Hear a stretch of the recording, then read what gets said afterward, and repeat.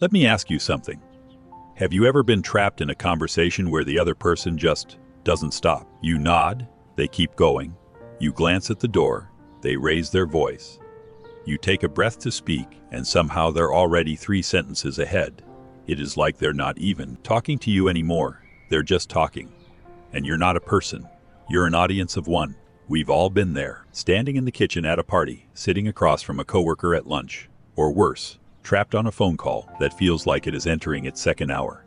And inside, you're screaming, how do I get out of this? How do I make them stop? Most people think the answer is interruption.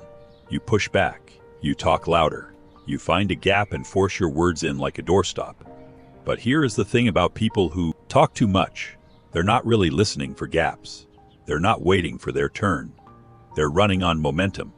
And if you try to stop that momentum head on, you don't win. You just become an obstacle. And obstacles get run over. So what if I told you there is another way? A quieter way. A way that doesn't require you to fight for space, or raise your voice, or play their game at all? What if I told you that the best way to defeat someone who talks too much is to let them talk? Not because you're being polite, not because you're trapped, but because you understand something they don't. Language left alone long enough always tells on itself. There is a psychological technique called the false mirror. It is not manipulation. It is not mind games. It is simply the art of reflecting someone back to themselves so clearly that they eventually walk into their own truth. You don't interrupt. You don't argue. You just hold up a mirror and let them keep talking. Because here is the secret most people never learn. You don't defeat an overtalker by interrupting them. You defeat them by giving them too much rope. Some people talk not to communicate, but to fill the space where silence might ask them a question they don't want to answer. So how do you actually do this? It sounds almost too simple, too passive.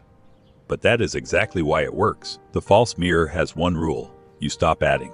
You stop offering your own opinions, your own stories, your own corrections. Instead, you become a gentle echo. You use minimal, non-committal encouragements. A small nod, a quiet, a soft, really. Nothing that agrees or disagrees. Nothing that adds fuel, just enough to show you're still there. But here is the part that feels almost like magic. You repeat the last word of their sentence back to them as a question. Let me give you an example. They say, my boss was completely unreasonable yesterday. You say, unreasonable, that is it. One word. A question mark attached to their own language, and watch what happens. They don't stop. They don't say, yeah, that is what I said. Instead, something shifts inside them. They feel heard. Even though you gave them nothing, they feel like you're interested. Even though you only repeated their word, so they keep going. They dig deeper. They explain more. My boss, he just expects everyone to read his mind. He never gives clear instructions. And then when you ask questions, he acts like you're wasting his time. And you just say, wasting his time. And they're off again. Deeper now, more specific, more vulnerable. Psychologists call this a feedback loop. It is a cycle where one person's response encourages the other to keep revealing. But here is the twist. In a normal feedback loop, both people are contributing. Here, only one person is. You're not feeding the conversation. You're just reflecting it. And because they feel heard, truly heard, even if only on the surface, their defenses lower. They stop performing. They stop editing. They just talk. And the more they talk, the more they reveal. The more they explain, the more they expose. You don't need to ask the right question. You just need to be the right mirror. When people feel heard, they don't stop talking. They start telling the truth. This isn't about tricking anyone. It is about understanding a simple psychological truth. Most people don't talk too much because they're confident.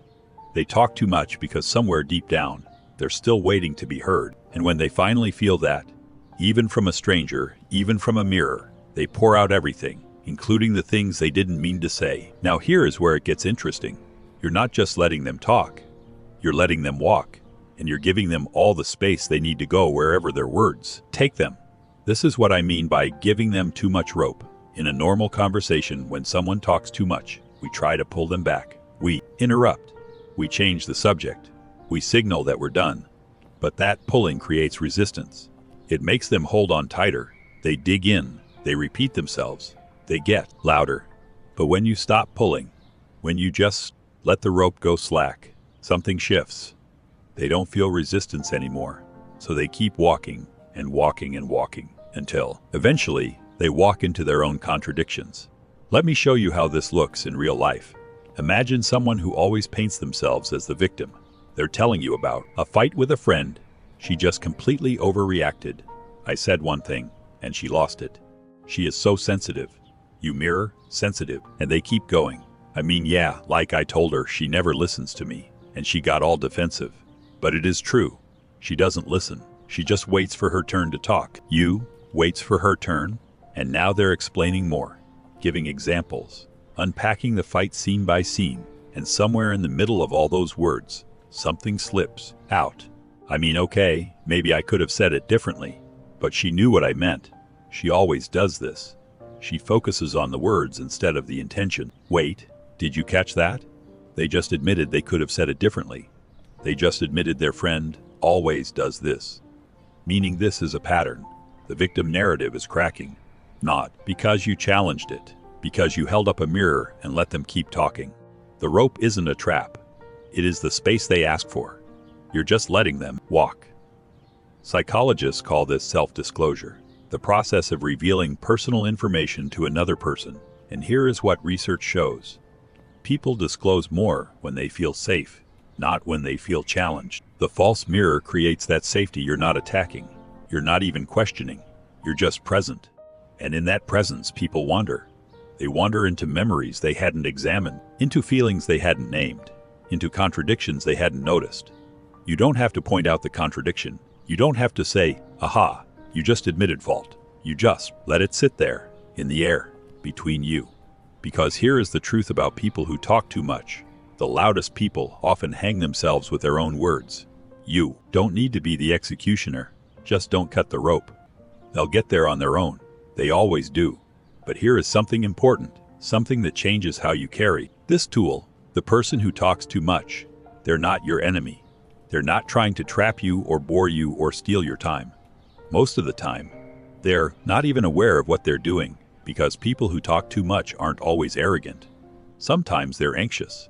Psychologists have a term for this: verbal overflow. It is what happens when the mind is too full of worry, of unprocessed emotion, of fear, and the only release valve is the mouth. They talk because silence feels dangerous. Silence leaves room for thoughts they don't want to think, for feelings they don't want to feel. So they fill the space with stories, with complaints, with explanations no one asked for. Think about it. Have you ever met a truly peaceful person who couldn't stop talking? A person who is comfortable in their own skin, who has made peace with their past, who trusts that they're enough. Have you ever met someone like that who talks endlessly? Probably not, because peace doesn't need to perform.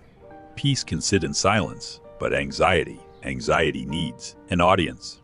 Anxiety needs proof that someone's still there, still listening, still hasn't left.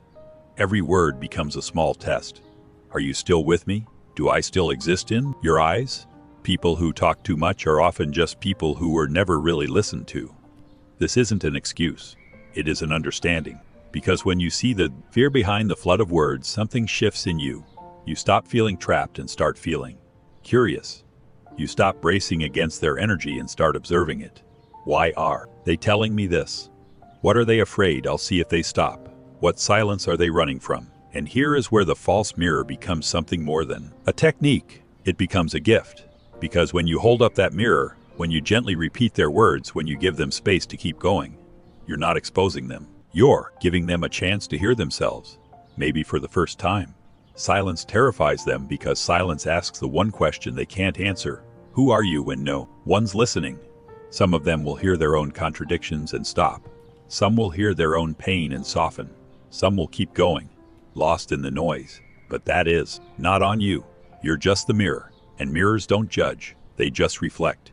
So here's what we come back to. The false mirror isn't about winning conversations. It is not about proving someone wrong, or catching them in a lie, or walking away feeling smarter. It is about something deeper. It is about learning that you don't have to fight for space to be seen. Because here is the truth. The person who talks too much is desperate for something. Attention, validation, proof that they matter. But you already have that. You don't need to fill every silence.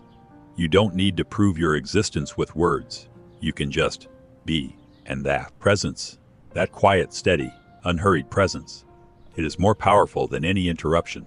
You don't win conversations by talking louder. You win by not needing to win. When you stop needing to be heard, something strange happens. You start actually hearing.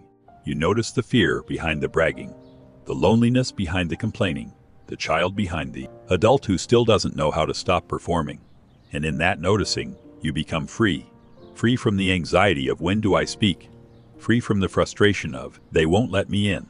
Free from the exhausting game of conversational tug of war. You become the space, not the echo. The most powerful person in the room isn't the one talking, it is the one who doesn't need to. So the next time you're trapped with someone who won't stop talking, try it. Don't brace. Don't plan your escape. Just breathe and hold up the mirror. Repeat their last word. Give them the rope. Watch where they walk. Maybe they'll walk into a truth they've been avoiding. Maybe they'll finally hear how they sound. Maybe they'll exhaust themselves and fall quiet for the first time in years. Or maybe they won't. Maybe they'll keep going.